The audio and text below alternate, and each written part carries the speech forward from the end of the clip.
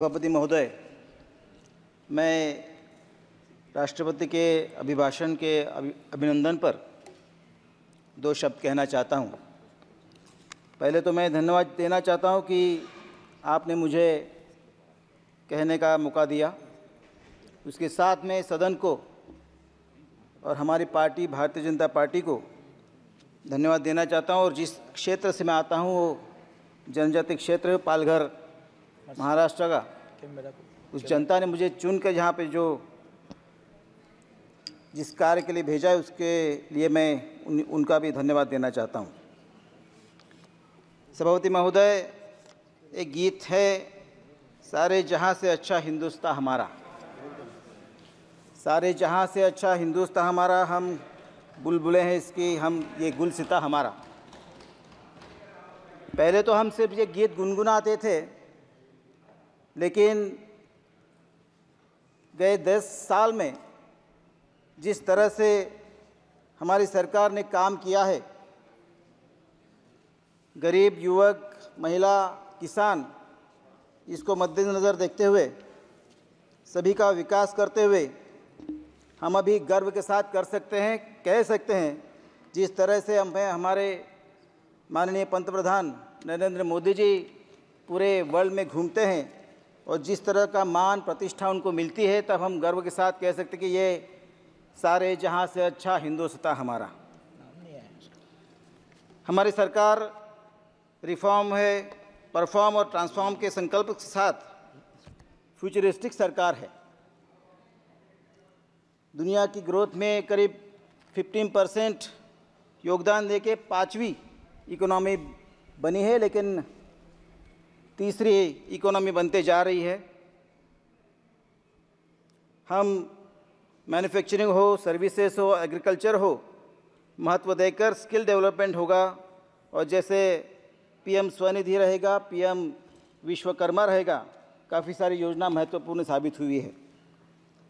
हम जानते हैं कि सेमीकंडक्टर हो, सोलर हो, इलेक्ट्रिकल व्हीकल्स हो, इलेक्ट्रिक गुड्स हो, ग्रीन हाइड्रोजन, बैटरीज, आईटी से लेकर टूरिज़्म, सभी क्षेत्रों में भारत अब लीडर बनते जा रहा है।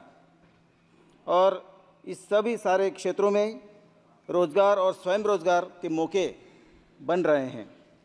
हम देखें कि ग्रामीण अर्थव्यवस्था में बदलाव ज़रूर आ रहा है।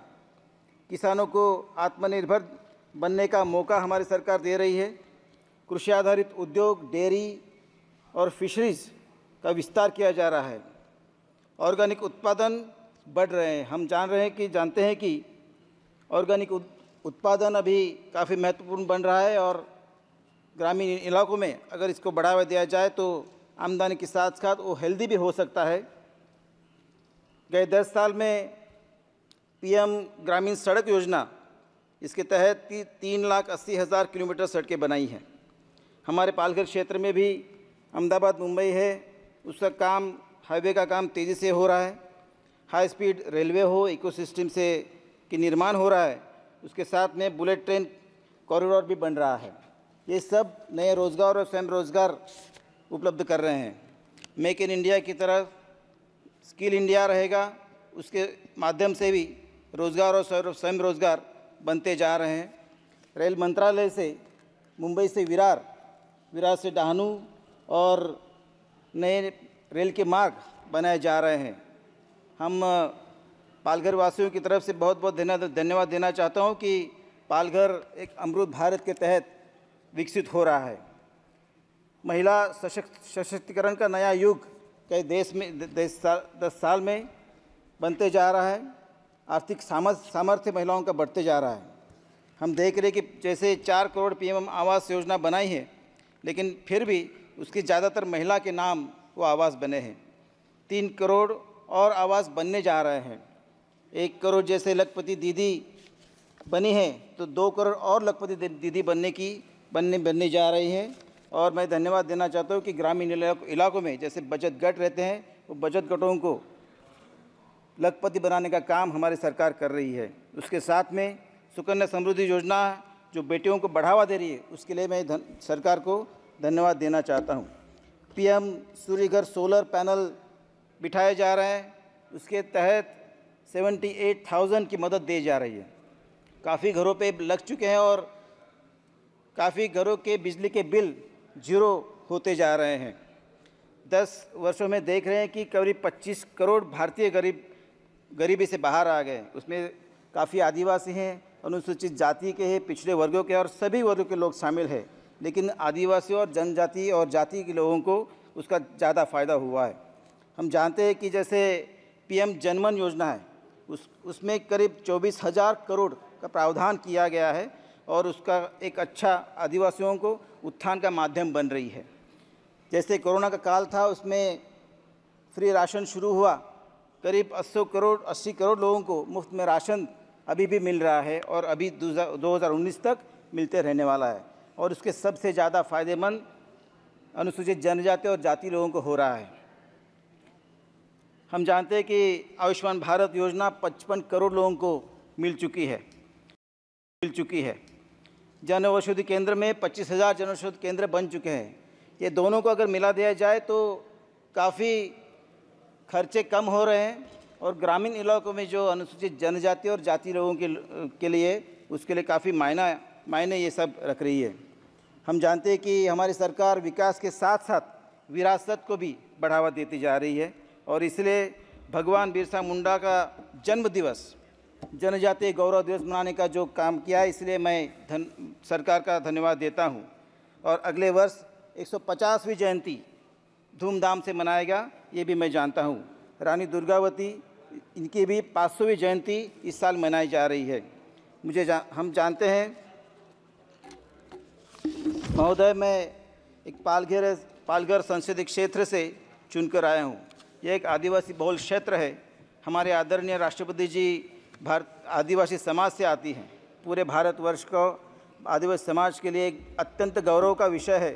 पूरा आदिवासी समाज माननीय प्रधानमंत्री श्री नरेंद्र मोदी जी का आभारी है, जिसके कारण हमारे आदिवासी समाज से भारतवर्ष को प्रथम आदिवासी राष्ट्रपति मिला। यह पूरे भारतवर्ष के लिए गर्व की बात है। माननीय राष्ट्रपति महोदया पूरे सदन को और संपूर्ण भारतवर्ष को अपना मार्गदर्शन प्रदान कर रही है। इसके लिए पूरे भारतवर्ष के आदिवासी समाज और भारत के जन जन की ओर से मैं धन्यवाद व्यक्त करता हूं, अभिनंदन व्यक्त करता हूं। माननीय प्रधानमंत्री जी ने कहा कि यही समय है, सही समय है और इसलिए हम सभी माननीय प्रधानमंत्री जी की संकल्पना को लेकर आगे बढ़ रहे हैं ताकि विकसित भारत 2047 तक उस संकल्पना साकार हो सके। माननीय राष्ट्रपति महोदय के मार्गदर्शन के मार्ग पर हम आवश्यक रूप से आगे बढ़ रहे हैं। हमारे आदिवासी भाई बहनों के लिए जो भी प्रयास करने पड़ेगा हम करेंगे। हमारी सरकार सबका साथ, सबका विकास, सबका विश्वास और सबका प्रयास इस सिद्धांत पर काम कर रही है और इसलिए माननीय राष्ट्रपति महोदय की अपने अभिभाषण के माध्यम से हमारा मार्गदर्शन करने के लिए मैं बहुत धन्यवाद देता हूं।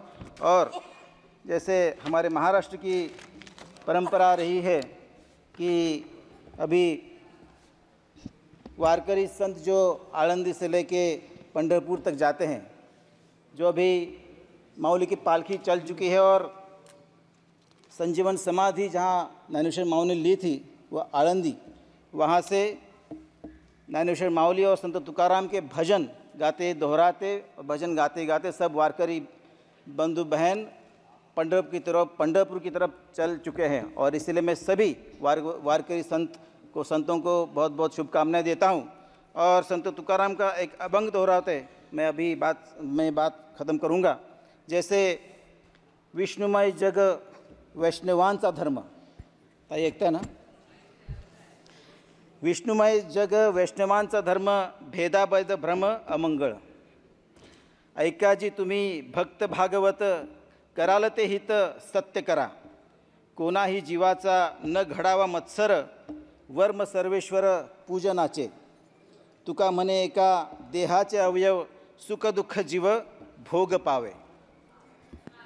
मैं जैसे संत तुकाराम जी ने जो विचार रखा उस विचार पे हमारी सरकार काम कर रही है, विकास के साथ काम कर रही है और इसलिए मैं अपने पंतप्रधान माननीय नरेंद्र मोदी जी का बहुत धन्यवाद व्यक्त करता हूं और राष्ट्रपति के अभिभाषण पर अभिनंदन का जो मुझे मौका मिला, इससे मैं आपका भी बहुत धन्यवाद करता हूं। बहुत धन्यवाद। जय हिंद, जय महाराष्ट्र।